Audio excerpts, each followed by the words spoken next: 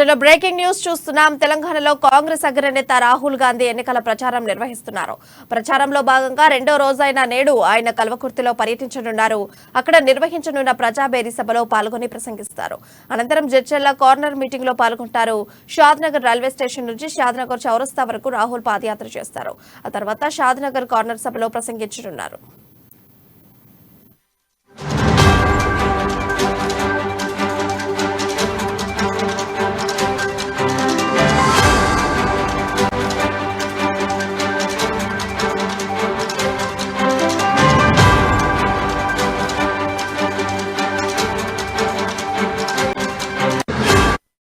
ఇక నిన్న ప్రియాంక గాంధీ రాష్ట్రానికి రానుండగా అనారోగ్య కారణాలతో ఆమె రాలేకపోయారు.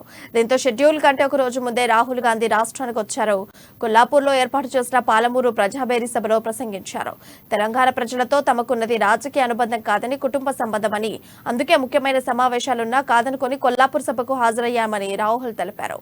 వచ్చే ఎన్నికలు ప్రజల తెలంగాణకు, దొరల తెలంగాణకు మధ్య జరిగే పోరుగా అభివర్ణించారు. కాళేశ్వరం ప్రాజెక్టు పెద్ద మోసమని, దాని ద్వారా ₹1,00,00,000 కోట్ల దోచుకున్నారని మండిపడ్డారు. అంతటి ప్రజాధనంతో నిర్మించిన కాళేశ్వరం బ్యారేజ్ కూలిపోయే దశ వచ్చిందన్నారు.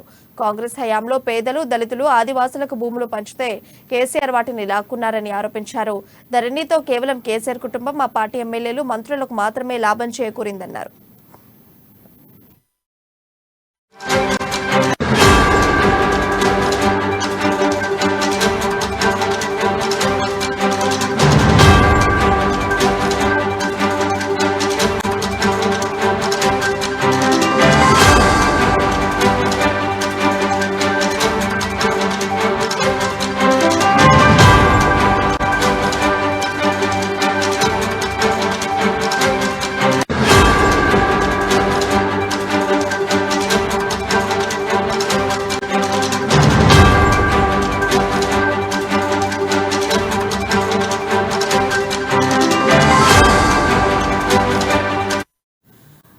తెలంగాణలో కాంగ్రెస్ అగ్రనేత రాహుల్ గాంధీ ప్రచారం నిర్వహిస్తున్నారు. ఈ ప్రచారంలో భాగంగా రెండో రోజైన నేడు ఆయన కల్వకుర్తిలో పర్యటించనున్నారు.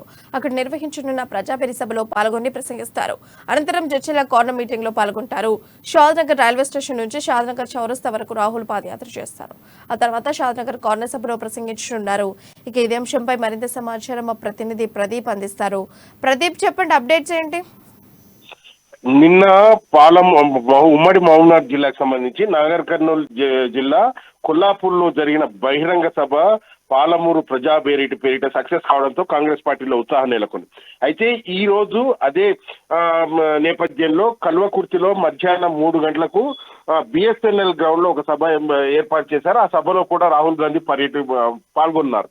అయితే ఈ సభ ద్వారా ఇప్పటికే నిన్న జరిగిన కొల్లాపూర్ సభ సక్సెస్ కావడంతో కాంగ్రెస్ పార్టీలో ఉత్సాహం నెలకొన్నది. అయితే రాబోయే రోజుల్లో ఉమ్మడి పాలమూరు జిల్లాను క్లీన్ చేసే దిశగా కూడా కాంగ్రెస్ పార్టీ తమ ప్రచారం మొదలు పెట్టిందని చెప్పొచ్చు. ఈ నేపథ్యంలోనే ఈ రోజు బస్సు యాత్ర ముందుగా కల్వకుర్తి 3 గంటలకు చేరుకుంటుంది. అక్కడ సభలో పాల్గొన్న అనంతరం అక్కడి నుంచి జడ్చర్ల చేరుకుంటుంది.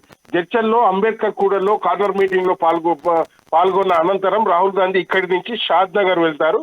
రంగారెడ్డి జిల్లా షాద్ నగర్ లో అక్కడ కూడా బస్టాండ్ సర్కిల్ లో పాల్గొని కార్నర్ మీటింగ్ లో పాల్గొని అక్కడి నుంచి రంగారెడ్డి జిల్లా వైపు వెళ్ళిపోతారు. అయితే ఈ సభల నేపథ్యంలో ఇప్పటికే కాంగ్రెస్ పార్టీ వర్గాలు భారీ జన సమీకరణ చేస్తున్నాయని చెప్పొచ్చు. కల్వకుర్తికి సంబంధించి కొల్లాపూర్ లో జరిగిన సభ సక్సెస్ కావడంతో అదే ఉత్సాహంతో స్వచ్ఛందంగా కార్యకర్తలు అయితే కాంగ్రెస్ పార్టీకి జనసంద్రం తరలి వస్తుందనే చెప్పొచ్చు ప్రియ.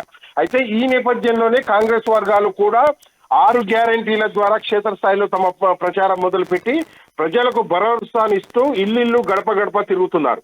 ప్రజల నుంచి కూడా మంచి స్పందన రావడంతో రాహుల్ గాంధీ పర్యటన ఉమ్మడి పాలమూరు జిల్లాలో ఏర్పాటు చేశారని చెప్పొచ్చు. రాహుల్ గాంధీ కూడా నిన్న ఏదైతే కొల్లాపూర్ సభ భారీ స్థాయిలో సక్సెస్ కావడంతో రాహుల్ గాంధీ కూడా సంతోషం వ్యక్తం చేస్తున్నట్టు మనకు కాంగ్రెస్ వర్గాలు చెప్తున్నాయి.